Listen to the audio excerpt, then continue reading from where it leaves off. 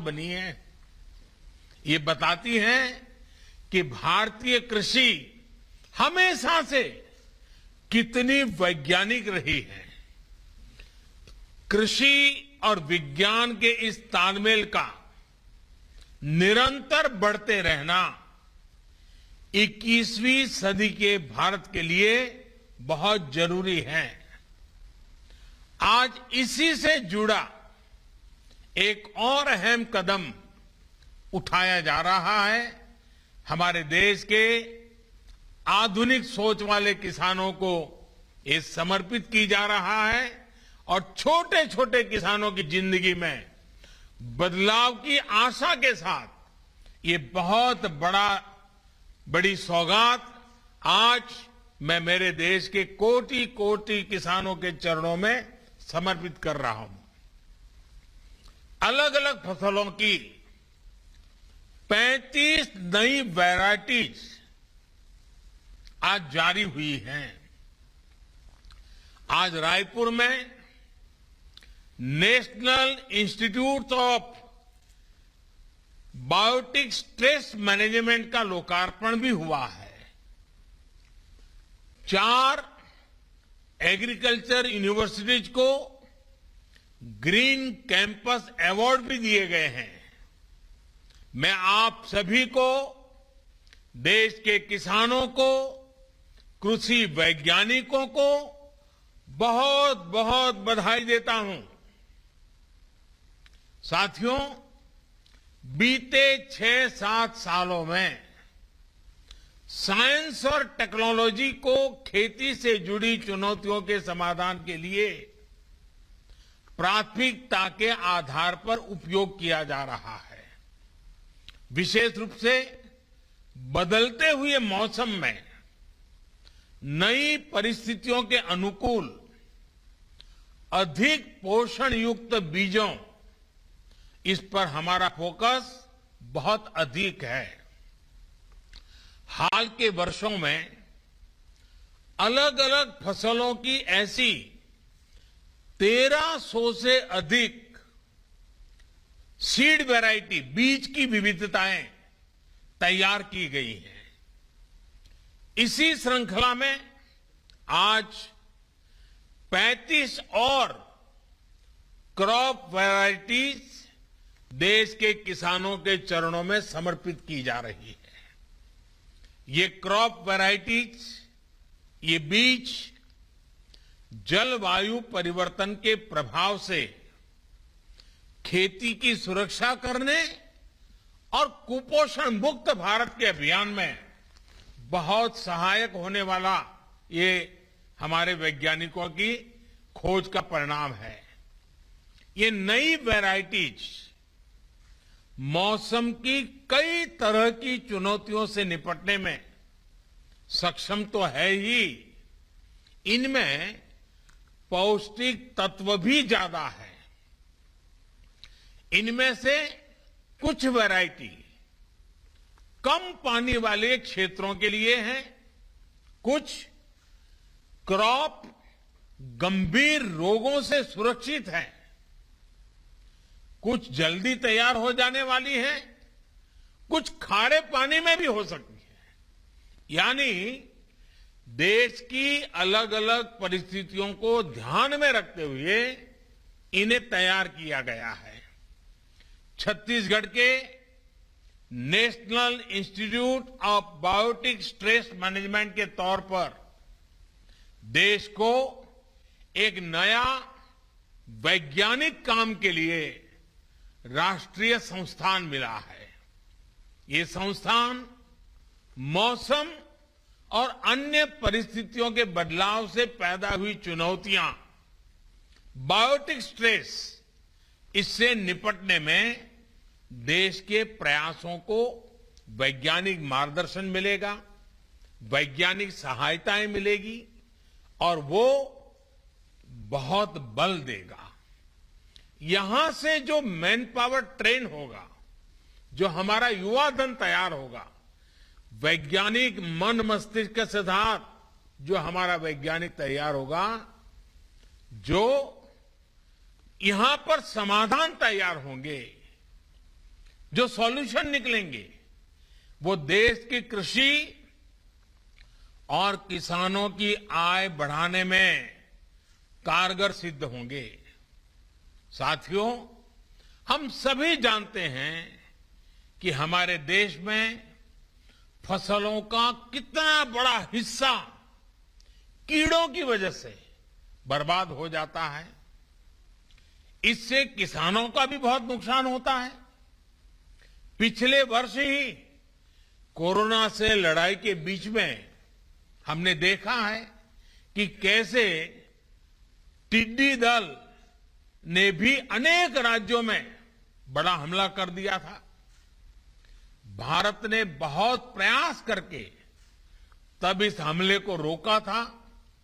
किसानों का ज्यादा नुकसान होने से बचाने का भरपूर प्रयास किया गया था। मैं समझता हूं कि इस नए संस्थान पर बहुत बड़ा दायित्व है और मुझे विश्वास है कि यहां काम करने वाले वैज्ञानिक देश की उम्मीदों पर खरा उतरेंगे। साथियों, खेती किसानी को जब संरक्षण मिलता है, सुरक्षा कवच मिलता है, तो उसका और तेजी से विकास होता है। किसानों की जमीन को सुरक्षा देने के लिए उन्हें अलग अलग चरणों में 11 करोड़ सॉइल हेल्थ कार्ड दिए गए हैं। इसकी वजह से किसानों को अपनी जो जमीन है उसकी क्या मर्यादाएं हैं, उस जमीन की क्या शक्ति है, किस प्रकार के बीज बोने से, किस प्रकार की फसल बोने से अधिक लाभ होता है, दवाइयां कौन सी जरूरी पड़ेगी, फर्टिलाइजर कौन सा जरूरी पड़ेगा, ये सारी चीजें उस सॉइल हेल्थ कार्ड के कारण, जमीन की सेहत का पता चलने के कारण, कि इसकी वजह से किसानों को बहुत लाभ हुआ है, उनका खर्चा भी कम हुआ है और उपज भी बढ़ी है। उसी प्रकार से यूरिया की 100% से 100% नीम कोटिंग करके हमने खाद को लेकर होने वाली चिंता को भी दूर किया। किसानों को पानी की सुरक्षा देने के लिए हमने सिंचाई परियोजनाएं शुरू की। दशकों से लटकी करीब करीब 100 सिंचाई परियोजनाओं को पूरा करने का अभियान चलाया। बहुत बड़ी मात्रा में बजट लगा दिया इसके लिए। उसके कारण किसानों को पानी मिल जाए तो वो पानी से पराक्रम करके दिखाता है। उसी प्रकार से पानी बचाने के लिए हमने माइक्रो इरिगेशन, स्प्रिंकलर, उन चीजों के लिए भी बड़ी आर्थिक मदद करके किसानों तक ये व्यवस्थाएं पहुंचाने का प्रयास किया। फसलों को रोगों से बचाने के लिए, ज्यादा उपज के लिए किसानों को नई नई वैरायटी के बीज दिए गए। किसान खेती के साथ साथ बिजली पैदा करे, अन्नदाता, ऊर्जादाता भी बने, अपनी खुद की जरूरतें भी पूरी कर सके। इसके लिए पीएम कुसुम अभियान भी चलाया जा रहा है। लाखों किसानों को सोलर पंप भी दिए गए हैं। उसी प्रकार से आज तो मौसम के विषय में तो हमेशा दुनिया भर में चिंता का विषय बना हुआ है। अभी हमारे छत्तीसगढ़ के मुख्यमंत्री जी भी कितने प्रकार की प्राकृतिक आपदाएं आती हैं, क्लाइमेट चेंज के कारण क्या क्या मुसीबत आती है, बड़ा बड़े अच्छे ढंग से उन्होंने वर्णन किया। अब आप जानते हैं, ओलावृष्टि और मौसम की मार से किसानों को सुरक्षा देने के लिए हमने कई चीजों में परिवर्तन किए। पहले के सारे नियमों में बदलाव लाए ताकि किसान को सर्वाधिक लाभ हो, इस नुकसान के समय उसको दिक्कत न आए।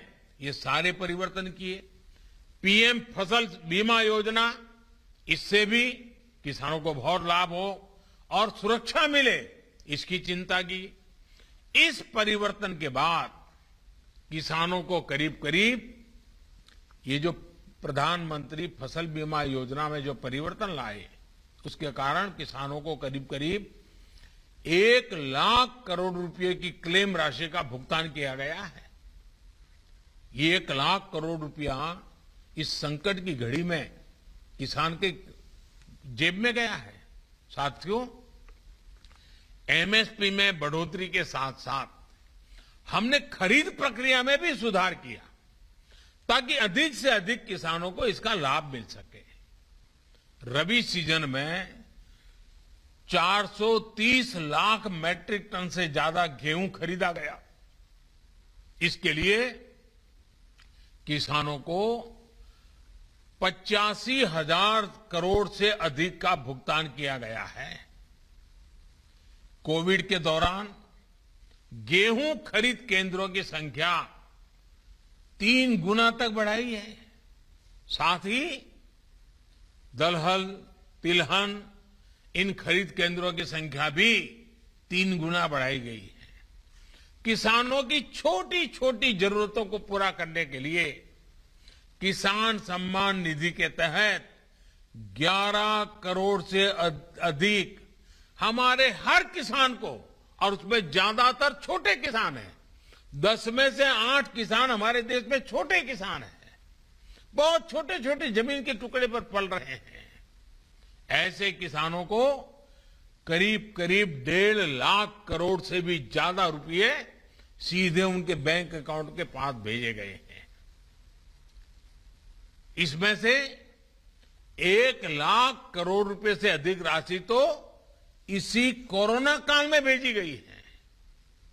किसानों को टेक्नोलॉजी से जोड़ने के लिए हमने उन्हें बैंकों से मदद की और उस मदद की पूरी प्रक्रिया को बहुत आसान बनाया गया है। आज किसानों को और बेहतर तरीके से मौसम की जानकारी मिल रही है। हाल ही में अभियान चलाकर 2 करोड़ से ज्यादा किसानों को किसान क्रेडिट कार्ड दिए गए हैं। मछली पालन करने वाले और डेयरी सेक्टर से जुड़े किसानों को भी किसान क्रेडिट कार्ड से जोड़ा गया है, केसीसी से जोड़ा गया है। 10,000 से ज्यादा किसान उत्पादक संगठन हो, ई नाम योजना के तहत ज्यादा से ज्यादा कृषि मंडियों को जोड़ना हो, मौजूदा कृषि मंडियों का आधुनिकीकरण हो, ये सारे कार्य तेज गति से किए जा रहे हैं। देश के किसानों और देश की कृषि से जुड़े जो काम बीते 6-7 वर्षों में हुए हैं, उन्होंने आने वाले 25 वर्षों के बड़े राष्ट्रीय संकल्पों की सिद्धि के लिए, क्योंकि 25 साल के बाद हमारा देश आजादी की शताब्दी मनाएगा। आज हम आजादी का अमृत महोत्सव मना रहे हैं, 25 साल के बाद आजादी की शताब्दी मनाएंगे और इसके लिए इन 25 वर्षों के बड़े राष्ट्रीय संकल्पों की सिद्धि के लिए एक बड़ा मजबूत आधार बना दिया है। बीज से लेकर बाजार तक हुए ये कार्य एक बड़ी आर्थिक ताकत के रूप में भारत की प्रगति की गति को सुनिश्चित करने वाले हैं। साथियों, हम सब जानते हैं कि एग्रीकल्चर एक प्रकार से राज्य का विषय है और इसके विषय में अनेक बार लिखा भी जाता है कि भाई ये तो राज्य का विषय है, भारत सरकार को उसमें कुछ नहीं करना चाहिए, ऐसा भी कहा जाता है क्योंकि स्टेट सब्जेक्ट है। और मैं जानता हूं, क्योंकि मुझे भी कई वर्षों तक गुजरात में मुख्यमंत्री के रूप में काम करने का अवसर मिला था। गुजरात का मुख्यमंत्री रहते हुए, क्योंकि राज्य की विशेष जिम्मेवारी है ये मैं जानता था और इस जिम्मेवारी को मुझे निभाना चाहिए, ये मुख्यमंत्री के नाते मैं पूरी कोशिश करता था। गुजरात का मुख्यमंत्री रहते हुए मैंने कृषि व्यवस्था को कृषि नीतियां और उनके खेती पर प्रभावों को बहुत निकट से अनुभव किया। और अभी हमारे नरेंद्र सिंह जी तोमर मेरे गुजरात के कार्यकाल में क्या मैं काम कर रहा था उसका भी बड़ा वर्णन कर रहे थे। एक समय था जब गुजरात में खेती कुछ फसलों तक ही सीमित थी।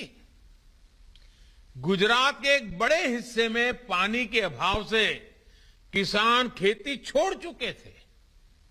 उस समय एक ही मंत्र को लेकर के हम चले, किसानों को साथ लेकर के चले, और मंत्र था स्थिति बदलनी चाहिए। हम मिलकर स्थितियां जरूर बदलेंगे। इसके लिए उस दौर में ही हमने साइंस और आधुनिक टेक्नोलॉजी का व्यापक उपयोग शुरू कर दिया था। आज देश के एग्रीकल्चर और हॉर्टिकल्चर में गुजरात की एक बड़ी हिस्सेदारी है। अब आज गुजरात में 12 महीने खेती होती है। कच्छ जैसे क्षेत्र में भी आज वो फल सब्जियां पैदा होती हैं जिनके बारे में कभी सोच नहीं सकते थे।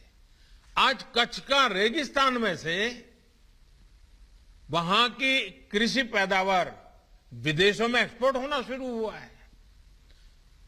भाइयों बहनों, सिर्फ पैदावार पर ही फोकस नहीं किया गया, बल्कि पूरे गुजरात में कोल्ड चेन का एक बहुत बड़ा नेटवर्क तैयार किया गया।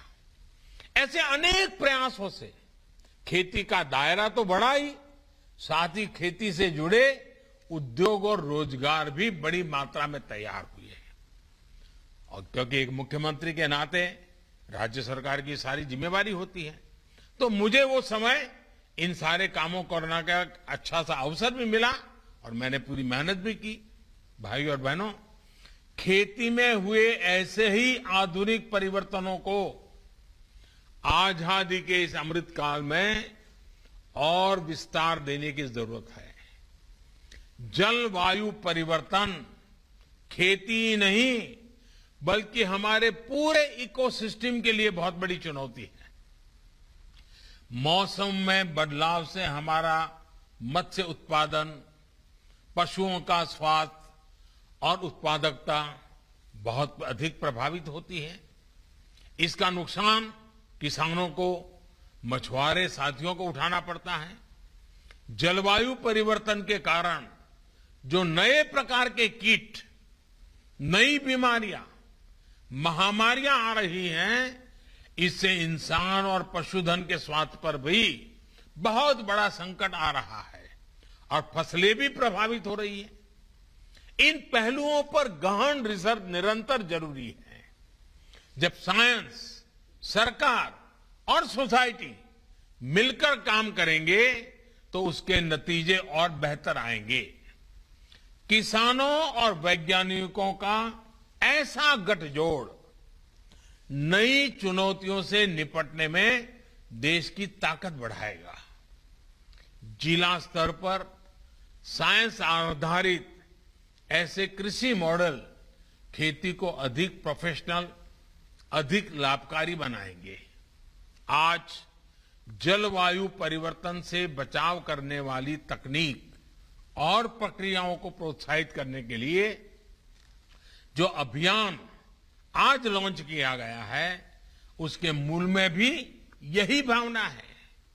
भाइयों और बहनों, ये वो समय है जब हमें बैक टू बेसिक और मार्च फॉर फ्यूचर दोनों में संतुलन साधना है। जब मैं बैक टू बेसिक कहता हूं तब मेरा आशय हमारी पारंपरिक कृषि की उस ताकत से है जिसमें आज की अधिकतर चुनौतियों से जुड़ा सुरक्षा कवच था।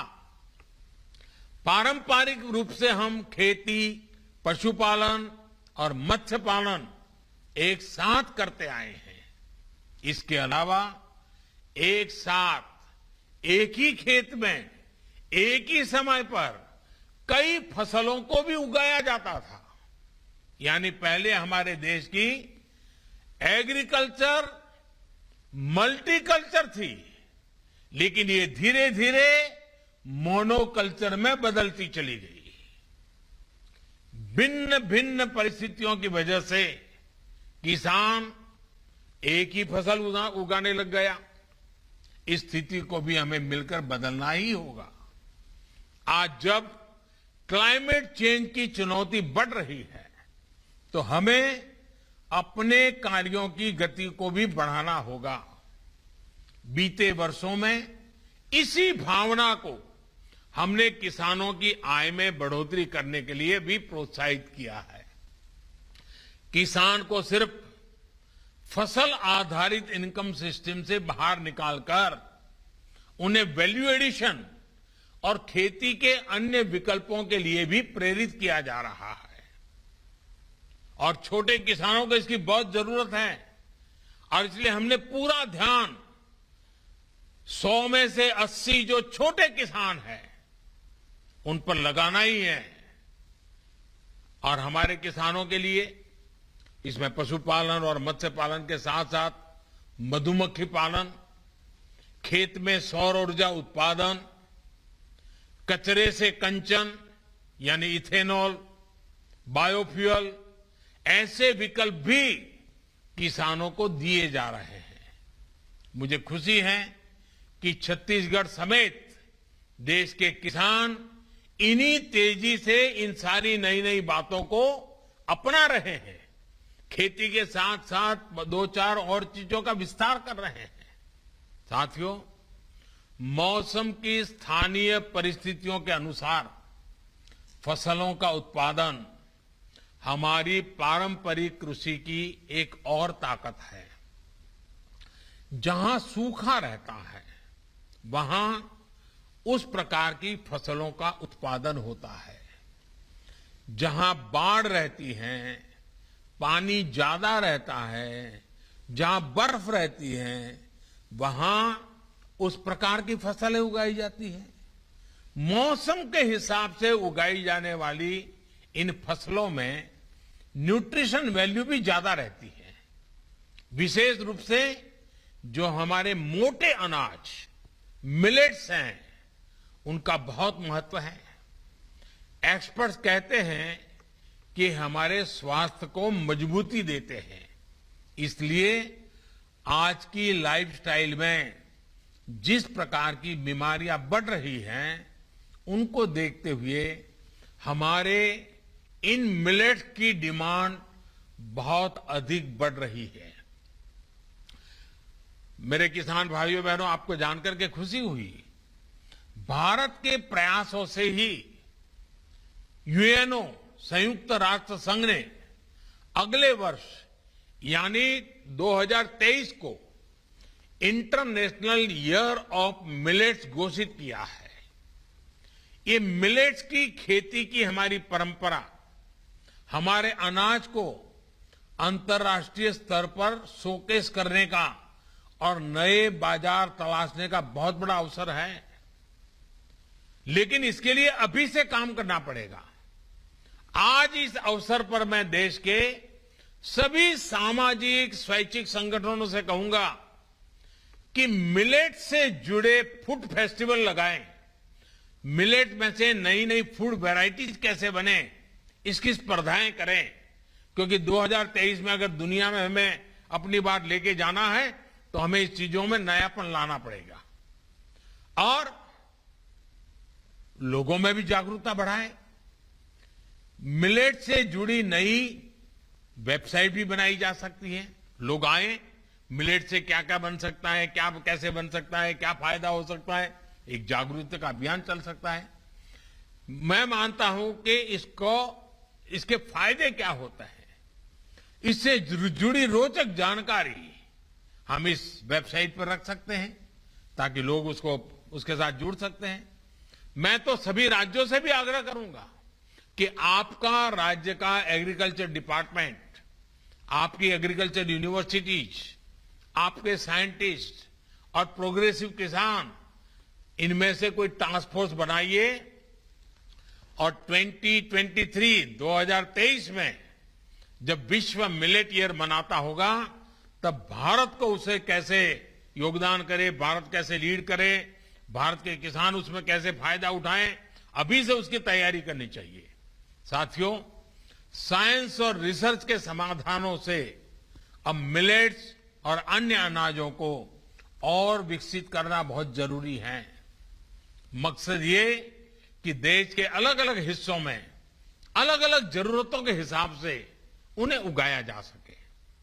आज जिन क्रॉप्स की वैरायटी लॉन्च हुई है, उनमें इन प्रयासों की झलक भी हमें दिख रही है। मुझे ये भी बताया गया है कि इस समय देश में 150 से अधिक क्लस्टर्स में वहां की परिस्थितियों के मुताबिक कृषि तकनीकों पर प्रयोग चल रहे हैं। साथियों, खेती की जो हमारी पुरातन परंपराएं हैं, उसके साथ साथ मार्च टू फ्यूचर, पहले मैंने कहा बैक टू बेसिक, और फिर इसके साथ जोड़ना है मार्च टू फ्यूचर भी उतना ही आवश्यक है। फ्यूचर की जब हम बात करते हैं तो उसके मूल में आधुनिक टेक्नोलॉजी है, खेती के नए औजार है, आधुनिक कृषि मशीनों और उपकरणों को बढ़ावा देने का प्रयासों का परिणाम आज दिख रहा है। आने वाला समय स्मार्ट मशीनों का है, स्मार्ट उपकरणों का है। देश में पहली बार गांव की प्रॉपर्टी के दस्तावेज तैयार करने में ड्रोन की भूमिका हम देख रहे हैं। अब खेती में भी आधुनिक ड्रोन्स और सेंसर्स के उपयोग को बढ़ाना है। इससे खेती से जुड़ा हाई क्वालिटी डेटा हमें मिल सकता है। ये खेती की चुनौतियों से जुड़े रियल टाइम समाधान तैयार करने में भी मदद करेगा। हाल में लागू की गई नई ड्रोन नीति इसमें और सहायक सिद्ध होने वाली है। साथियों, बीज से बाजार लेकर के बाजार तक, ये बीज से बाजार तक का जो पूरा इकोसिस्टम है, देश उसे जो तैयार कर रहा है, उसे हमें लगातार आधुनिक बनाते रहना है। इसमें आर्टिफिशियल इंटेलिजेंस, डेटा एनालिटिक्स और ब्लॉकचेन टेक्नोलॉजी डिमांड और सप्लाई, इससे जुड़ी चुनौतियों को दूर करने में बहुत मदद कर सकती है। हमें ऐसे इनोवेशंस, ऐसे स्टार्टअप्स को प्रमोट करना है जो इन तकनीकों को गांव-गांव तक पहुंचा सके। देश का हर किसान, विशेष रूप से छोटा किसान, इन नए उपकरणों, नई टेक्नोलॉजी का उपयोग करेगा तो कृषि सेक्टर में बड़े परिवर्तन आएंगे। किसानों को कम दाम में आधुनिक टेक्नोलॉजी उपलब्ध कराने वाले स्टार्टअप्स के लिए भी ये बेहतरीन अवसर है। मैं देश के युवाओं से इस अवसर का लाभ उठाने का आग्रह करूंगा। साथियों, आजादी के इस अमृत काल में हमें कृषि से जुड़े आधुनिक विज्ञान को गांव-गांव, घर-घर तक पहुंचाना है। नई राष्ट्रीय शिक्षा नीति में इसके लिए कुछ बड़े कदम उठाए गए हैं। हमें अब कोशिश करनी है कि मिडिल स्कूल लेवल तक कृषि से जुड़ी रिसर्च और टेक्नोलॉजी हमारे स्कूली पाठ्यक्रम का भी हिस्सा बने। स्कूलों के स्तर पर ही हमारे विद्यार्थियों के पास ये विकल्प हो कि वो कृषि को कैरियर के रूप में चुनने के लिए खुद को तैयार कर सके। साथियों, आज जो अभियान हमने शुरू किया है, इसको जन आंदोलन में बदलने के लिए हम सभी को अपनी भागीदारी सुनिश्चित करनी है। देश को कुपोषण से मुक्ति देने के लिए जो अभियान चल रहा है, राष्ट्रीय पोषण मिशन को भी ये अभियान सशक्त करेगा। अब तो सरकार ने ये भी फैसला लिया है कि सरकारी योजना के तहत गरीबों को स्कूलों में बच्चों को फोर्टिफाइड चावल ही दिया जाएगा। हाल में ही मैंने अपने ओलंपिक चैंपियन से कुपोषण को लेकर जागरूकता बढ़ाने के लिए हर एक खिलाड़ी से मैंने आग्रह किया था कि आप कम से कम आने वाले 1-2 साल में कम से कम 75 स्कूलों में जाने का आग्रह रखें। वहां विद्यार्थियों से पोषण के संबंध में बातें करें, खेलकूद के संबंध में बातें करें, फिजिकल एक्सरसाइज के संबंध में बातें करें।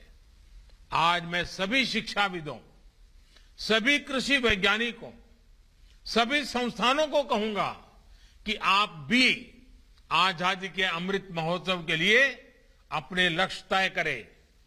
75 दिन का अभियान उठा लें, कोई 75 गांवों को गोद लेकर के परिवर्तन का अभियान उठा लें, 75 स्कूलों को जागरूक करके हर एक स्कूल को कोई काम में लगा दे।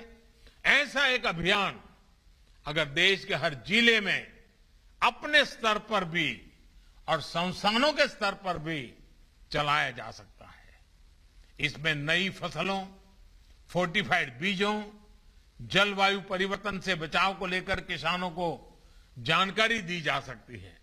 मुझे विश्वास है कि हम सबका प्रयास, ये सबका प्रयास बहुत महत्वपूर्ण है।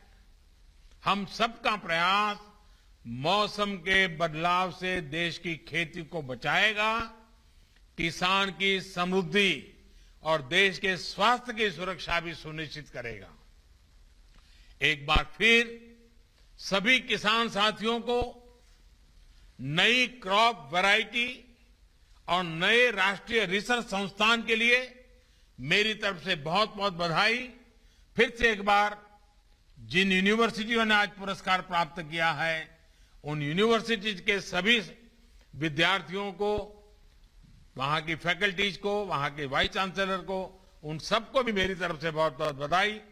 वैज्ञानिक साथियों को अनेक अनेक शुभकामनाएं, ताकि वैज्ञानिक व्यवस्था ही, वैज्ञानिक मन ही, वैज्ञानिक तरीका ही चुनौतियों से मुक्ति पाने के उत्तम रास्ते दे सकता है। उन सबको मेरी तरफ से बहुत बहुत शुभकामनाएं। बहुत बहुत धन्यवाद।